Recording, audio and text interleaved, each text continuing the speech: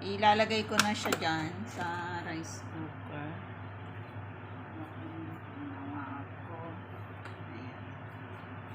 Ayan guys, ilalagay ko na siya.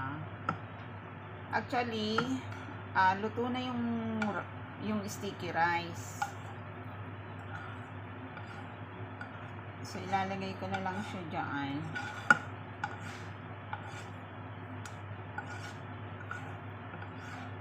Ayan, pati yung mantika niya para ano.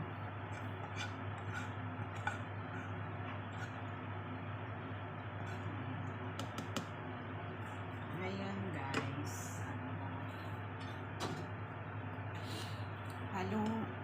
Haluin ko na kami. Okay naman na. Ayan yung loob. Ayan, ganyan siya guys. Pag kumain ka, saka mo na halu-haluin. Pero hindi pa naman ako kakain, kaya ganyan muna. Actually, ang nilalagay dyan, dried mushroom. Pero may mushroom kami, kaya lang hindi ako masyadong sa mushroom. Ayoko masyado. Hindi ako Tapos, ayun nga, barbecue pork, dried shrimp, scallop. Tapos kung meron kayong dried sausage na pork at saka beef, mas masarap. Ayun.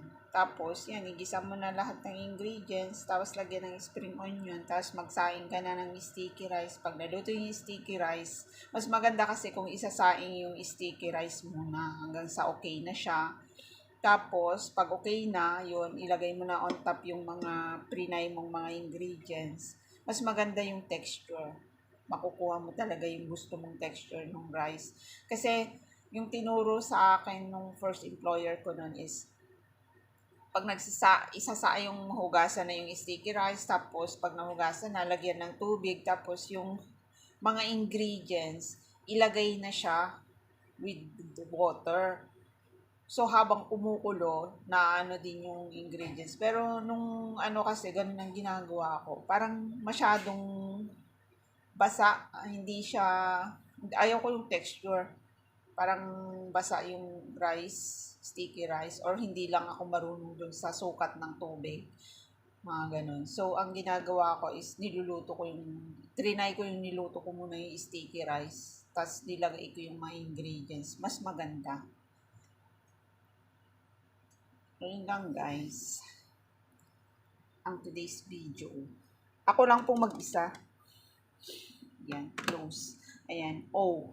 O, it means okay. Ayan, thanks for watching. Ingat lagi. God bless us all.